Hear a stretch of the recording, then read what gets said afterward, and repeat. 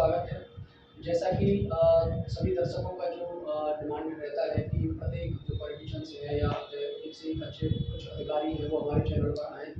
आज इसी प्रकार आज हम जुड़ रहे हैं हेमलता अग्रवाल जी से, जो कि एक समाज सेवक के रूप में आपके साथ आपके सामने खड़ी हुई हैं और बीजेपी में कार्यरत है। बीजेपी में भी उनकी काफ़ी अहम भूमिका है और उसी आधार पर आज हम कुछ मुख्य सवालों को जानेंगे और समाज में किस प्रकार उन्होंने एक अच्छी छवि को जो रूप दिया है उसके बारे में आज हम उनसे चर्चा करेंगे।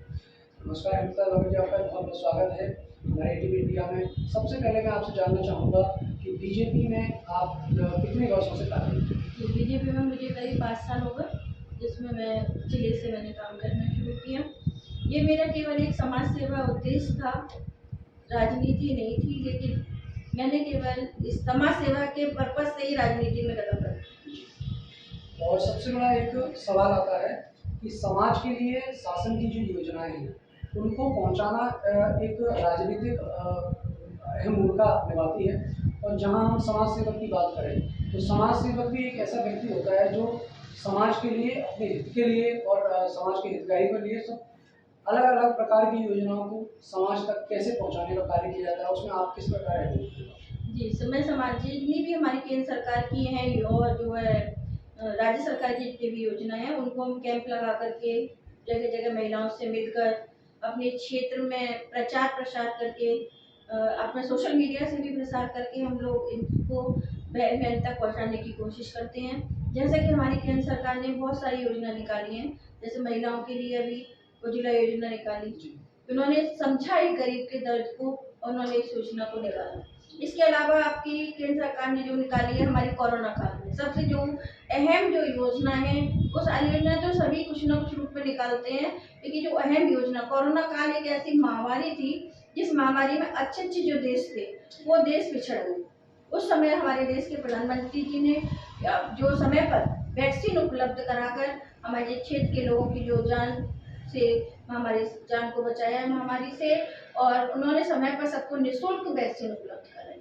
समाज के कुछ लोगों के सवाल रहते हैं कि सरकार की सभी योजनाएं ग्रामवासियों तक नहीं पहुंच पाती है, तो इसके लिए आप कौन से कार्य? नहीं, वैसा ऐसा कुछ नहीं है। मैंने खुद भी कैंप लगा कर लोगों को योजना तक पहुंचाने की कोशिश की है। आज स्वयं सहायता समूह के माध्यम से आप देखिए इतनी बहनें जो है वो कार्यरत हैं, जिसका मेरे सामने कई उदाहरण है। आज हमारे क्षेत्र रुनकता क्षेत्र की ही कम से कम कई बहनें हैं जो बैंक में काम कर रही हैं, आंगनबाड़ी के अंतर्गत काम कर रही हैं। उन्हें मतलब आज अनेकों कार्यों से जोड़ दिया गया है। यहाँ तक कि राशन भी मतलब बांटने का काम, बैंक में जो बहनें कभी जो ऐसी बहनें होती हैं अनपढ़ होती हैं, जिन पढ़ी नहीं होती, उन्हें जानकारी नहीं होती है, उन जानकारी के लिए स्वयं सहायता समूह बहनों को बैंकिंग सखी के रूप में जो है कार्यरत किया गया है, जिससे बहनें आत्मनिर्भर हो रही हैं, घर में उन्हें रोजगार भी दिया है। सबसे बड़ा सवाल आता है महिला सुरक्षा को लेकर। आजकल घर से निकलना बेटियों का और महिलाओं का जो धुएं है उसमें आप किस प्रकार का? ये आज मैं कहती हूँ महिलाओं की सुरक्षा बहुत अधिक है।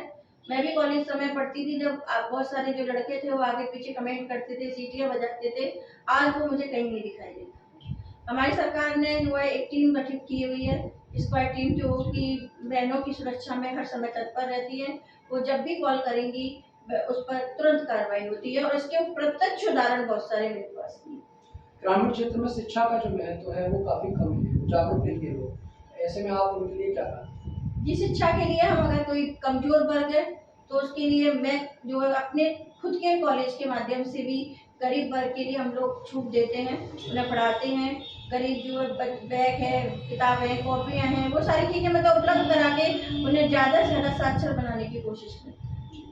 ग्रामीण क्षेत्र में एक सबसे बड़ा मुद्दा आता है कि बेटियों को आगे की शिक्षा देने के लिए बाहर भेजना, और ऐसे में ग्रामवासी क्या है उसमें बड़े पिछड़े हुए हैं, तो ऐसे में आपने किस प्रकार जागरूक करें? ऐसा कुछ नहीं है, थोड़े मैं चाहूँगी कि इसके लिए माएँ आगे आएँ, क्योंकि माँओं का जो भूमिका होती है बेटियों को, वो सबसे बड़ी भूमिका होती है। पिता बाहर रहता है, बेटी माँ के समकक्ष रहती है।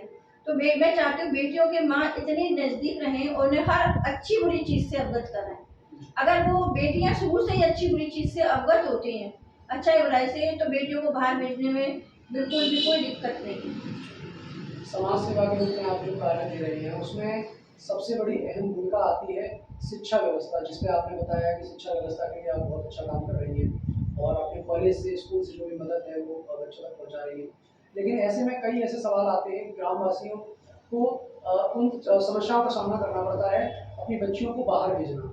अब ऐसे में कॉलेज वगैरह है, ये सारी चीज़ें ठीक है, एक तरफ रखी जाती हैं, वो कर रहे हैं, लेकिन कॉलेज के लिए बाहर बच्चियों को भेजना, आगरा से बाहर भेजना, ऐसे में क्या आप उन्हें इस प्रकार के लिए प्रेरित कर पाएँगे? बिल्कुल प्रेरित कर पाएंगे। मेरी अपनी संस्था भी है अश्वा क्लब, जी, जिसके माध्यम से हम शिक्षा पर ही कार्य करते हैं। जी, शिक्षा के माध्यम से बच्चियों को भी प्रेरित करते हैं, बच्चों को समझाते भी हैं। मैं खुद एक गाइडेंस बच्चियों को करती हूँ कि बेटा, अगर पहले तो कोशिश यही हो कि घर से अगर हो सकता है तो वो करें, लेकिन अगर फिर भी जरूरत पड़ती है तो बेटियों को बाहर भेजने में कोई दिक्कत नहीं है, क्योंकि बेटियों का सबसे बड़ा, मैंने कहा, माँ का जो मार्गदर्शन है, अगर हम मार्गदर्शन पूरा उन्हें देते रहें, समय समय पर उनका पूरा ध्यान रखें, तो बाहर भेजने में मैं समझती हूँ कोई दिक्कत नहीं है। और मैं कहती हूँ कि हर बेटी को थोड़ा बाहर निकालना चाहिए, क्योंकि बाहर जब बेटी निकलती है तो बहुत कुछ अच्छाई बुराई जो है ना वो समझ पाती है। आम जनता का एक सवाल है कि आने वाले समय में आप एक समाज सेवक के रूप में उभर रहे हैं और आने वाले समय में अगर राजनीति में आने का आपको मौका दिया जाता है, तो क्या उस सेवा में आप अग्रसर रहेंगे? अगर सरकार मुझे अपनी तरफ से ऑफर देगी तो ही, अदरवाइज मैं सेवा के क्षेत्र में ही करती हूँ। बहुत बहुत धन्यवाद। मैडम के साथ जुड़े रहे, बहुत अच्छा लगा, सारे इंटरव्यूज के लिए दिया, सारे सवाल आपको हुए। ऐसे ही अन्य शख्स के साथ अपनी नेक्स्ट मुलाकात होगी, तब तक आप अपना ख्याल रखें, सुरक्षित रहें। धन्यवाद।